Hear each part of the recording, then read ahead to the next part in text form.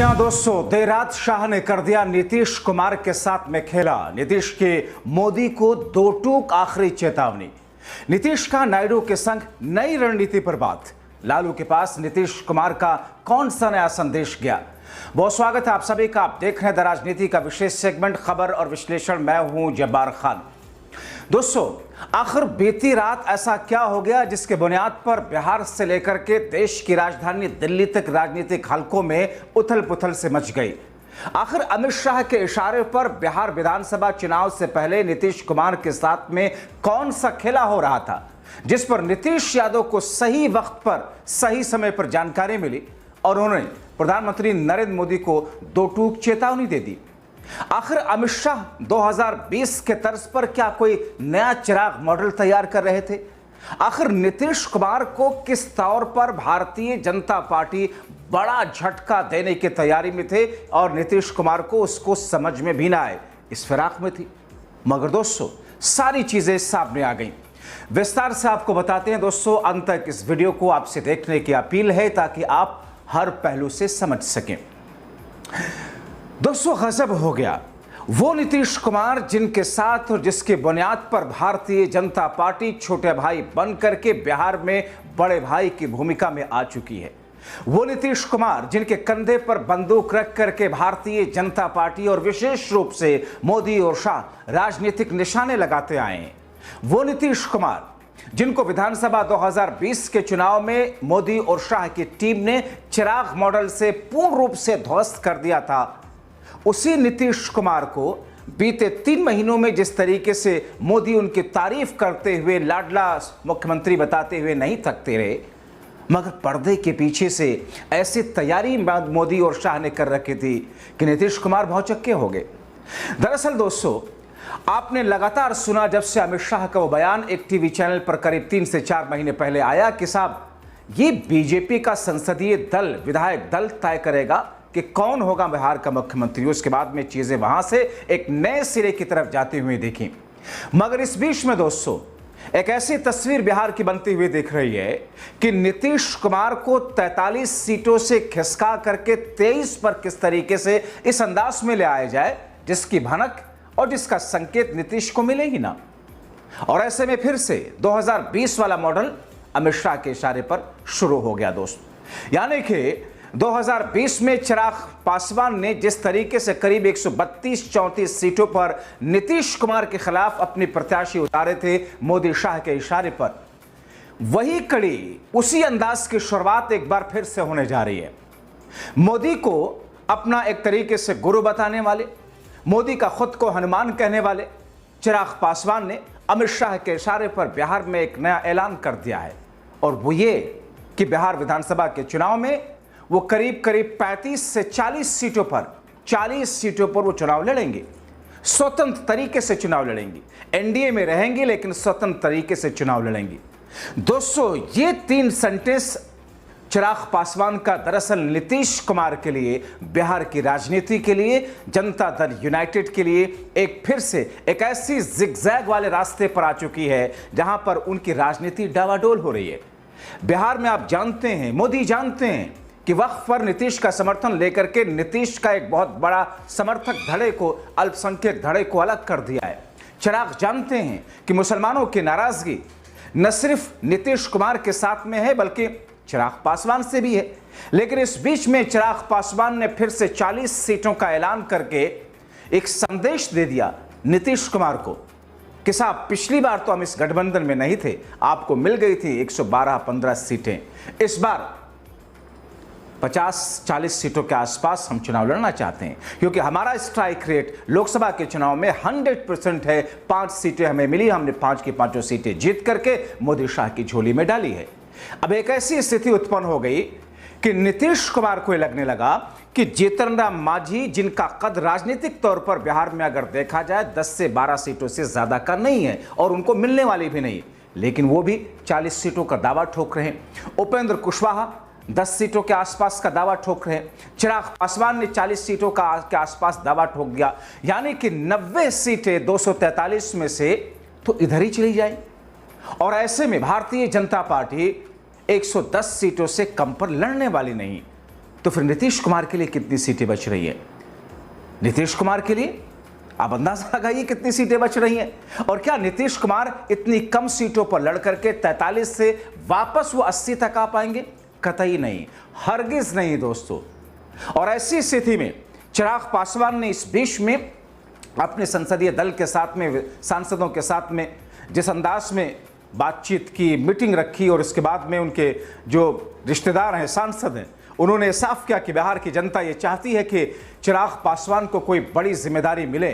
चिराग पासवान ये कह चुके हैं कि वो केंद्र के बजाय अपने राज्य की राजनीति करना चाहते हैं। चिराग पासवान ये कह चुके हैं कि हमने 100% स्ट्राइक रेट दिया लोकसभा के चुनाव में, इसलिए चिराग पासवान की बातों में वेट होगा। 40 सीटों की अगर डिमांड कर रहे हैं, 40 सीटें ना भी मिले, लेकिन एक ऐसी स्थिति आ गई जहां पर नीतीश कुमार को उनकी मिलने वाली 100 सीटों के आसपास से खिसक करके नीचे, बहुत नीचे उनको जाना होगा दोस्तों। और ये स्थिति नीतीश को सचेत कर रही है। और कहा यह जा रहा दोस्तों, मैंने बिहार की राजनीति को नजदीक से कवर करने वाले नीतीश जदयू की राजनीति को जब उनसे समझने की कोशिश की तो कहा यह गया कि बिहार से लेकर दिल्ली तक हलचल मची हुई है और यह सब कुछ अमित शाह के इशारे पर हुआ। यानी कि एनडीए में रह करके एनडीए के साथ लड़ने के बावजूद 2020 में जिस तरीके से अलग लड़े चिराग पासवान, अमित शाह और मोदी ने उनको खड़ा किया, ऐसा आरोप लगता रहा। और नीतीश कुमार के प्रत्याशियों को 90% प्रत्याशियों को उन्होंने हरवाया जितने नीतीश के हारे हुए थे, क्योंकि उनके कंस्टिट्यूंसी में अपने प्रत्याशी उतार दिए थे। एक बार फिर से एक ऐसी स्थिति में नीतीश कुमार को लाकर के चिराग पासवान ने अमित शाह के इशारे पर खड़ा कर दिया, जिससे नीतीश कुमार की स्थिति डामाडोल हो रही है।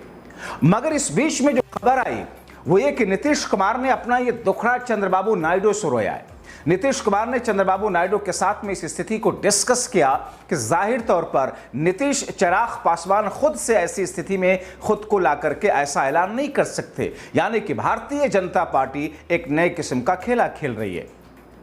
और दूसरी तरफ नीतीश कुमार ने एक बार फिर से कोई नया संदेश लालू प्रसाद यादव के पास दिया। क्या वो संदेश राजनीतिक तौर पर प्लान बी के तौर पर नीतीश कुमार का है या फिर कोई और संदेश है? क्योंकि कहा जाता है कि नीतीश कुमार और लालू प्रसाद यादव की बातचीत कभी बंद नहीं होती है। एक साथ सत्ता में रहें, अलग अलग सत्ता में रहें, पक्ष विपक्ष में रहें, लेकिन दोनों का कन्वर्सेशन टू वे रहता है, आदान प्रदान होता रहता है। अब ऐसी स्थिति में मोदी और शाह के जरिए चिराग पासवान को एक ऐसी स्थिति में लाकर खड़ा कर देना जिसका नेगेटिव इंपैक्ट नीतीश कुमार पर पड़ रहा है। नीतीश कुमार का चंद्रबाबू नायडू के सामने इस स्थिति को लेकर के एक तरीके से डिस्कस कर नई रणनीति बनाना और नीतीश कुमार का कोई नया संदेश लालू प्रसाद यादव के पास जाना। दोस्तों, बिहार की राजनीति को एक बार फिर से उसी सिरे पर लाकर के खड़ा कर दिया है, उसी मझधार में लाकर नीतीश ने खड़ा कर दिया जहां से लगता है कि मोदी शाह की रणनीति पूर्ण रूप से ध्वस्त हो जाएगी। अब ऐसे में मोदी को जो चेतावनी दी गई है, कहा यह जा रहा है कि नीतीश कुमार ने अपने किसी खास दूत से, जो कि दिल्ली में है, संजय झा, ललन सिंह वो दूत नहीं, बल्कि किसी तीसरे दोस्त के जरिए से ये मैसेज कन्वे कराया है दिल्ली में बीजेपी आला कमान की तरफ। अब इस मैसेज का असर कितना होगा भारतीय जनता पार्टी पर, मोदी और शाह पर देखना बहुत महत्वपूर्ण होगा। क्योंकि दोस्तों, नीतीश ये जानते हैं कि अगर उनकी सीटें कम की गई तो फिर 43 से खिसका करके 23 वाला फॉर्मूला जो कि बीजेपी और उनके साथ कुछ दलों का है, उसमें वो सक्सेस हो सकते हैं, कामयाब हो सकते हैं। चिराग पासवान ने जो कुछ कहा उसके बाद में नीतीश कुमार के सिर्फ कान नहीं खड़े हुए, अपनी स्ट्रैटेजी उन्होंने बदल दी। नीतीश कुमार अब इस बात पर अड़ेंगे कि किसी कीमत पर वो 115 सीटों से नीचे नहीं आएंगे, क्योंकि नीतीश कुमार दोस्तों 122-21 सीटें जेडीयू में या भारतीय जनता पार्टी से मांगते हुए आ रहे हैं। यानी कि कुल 243 सीटें हैं, करीब करीब 50% सीटों पर नीतीश कुमार खुद लड़ना चाहते हैं। और जहां वो 122 सीटों पर लड़ना चाहते हैं, अगर उनको लाकर के 70 सीटों पर समेट देती है लड़ने के लिए भारतीय जनता पार्टी, तो फिर नीतीश कुमार के हाथों में तो कुछ नहीं बचेगा। इसलिए अब वो भी अड़े हुए कि साहब 120-21 कह रहे हैं, लेकिन बार्गेनिंग पोजीशन आते आते 105, 102, 110 के बीच में नीतीश कुमार लड़ना ही चाहते हैं। लेकिन अगर उनसे भी उनको घटा करके 70-75 सीटों पर ले आती है कि इतनी ही सीटों पर भारतीय जनता पार्टी कहती है आप चुनाव लड़ें, तो फिर नीतीश कुमार को लाख आप कहते रहिए लाडला मुख्यमंत्री, नीतीश कुमार के लाख आप तारीफ करते रहिए, नीतीश कुमार भी लाख गलबैयां करने की कोशिश करें मोदी के साथ में, लेकिन एनडीए के भीतर एक ऐसी स्थिति उत्पन्न हो रही है जिसका सीधा सीधा फायदा इंडिया गठबंधन को यकीनी तौर पर मिलने जा रहा है, क्योंकि एनडीए पहले से ही कमजोर है। नीतीश कुमार की पार्टी और बीजेपी में वो कोऑर्डिनेशन नहीं बचा। चिराग पासवान की अपनी महत्वाकांक्षा बढ़ चुकी है। चिराग पासवान ये जानते हैं कि बीजेपी के पास में कोई दलित चेहरा नहीं है, डैशिंग डायनेमिक यंग दलित चेहरा जिसके पास में राजनीतिक विरासत की एक लेगेसी हो, रामविलास पासवान की, जो सभी जाति और धर्म में एक तरीके से जिनकी एक्सेप्टेबिलिटी हो। नीतीश ये जानते हैं और इसीलिए नीतीश अब आगे भविष्य में खुद को मुख्यमंत्री के तौर पर भी देखना चाहते हैं, यानी कि नेता नीतीश की शक्ल में अब उनको हटा करके चिराग पासवान खुद आने की कवायद कर रहे हैं। अब ऐसी स्थिति में बिहार विधानसभा का चुनाव का नतीजा बहुत कुछ स्थिति को साफ कर देगा। ये बात तो आप सुनते और देखते आ रहे हैं कि बीजेपी अपना मुख्यमंत्री बनाना चाहती है महाराष्ट्र के तर्ज पर बिहार में, लेकिन अगर ऐसी स्थिति आ गई कि नीतीश कुमार की पार्टी फिर से डाउन हो गई, बीजेपी के पास में उतनी सीटें नहीं रही और फिर चिराग पासवान बेहतर कंडीशन में उभर करके लोकसभा के चुनाव की तरह निकल करके आए, तो फिर चिराग एक तरीके का प्रेशर तो डालेंगे ही।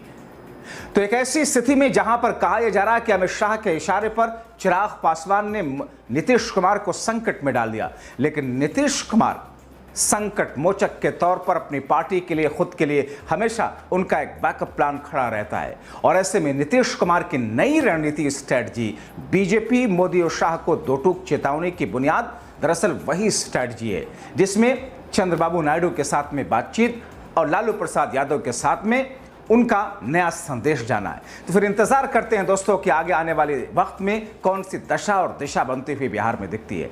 आप क्या सोचते हैं? अपनी राय कमेंट बॉक्स में जरूर लिखें। अभी तक के लिए इतना ही। अंत तक वीडियो देखने के लिए आप सबका बहुत शुक्रिया।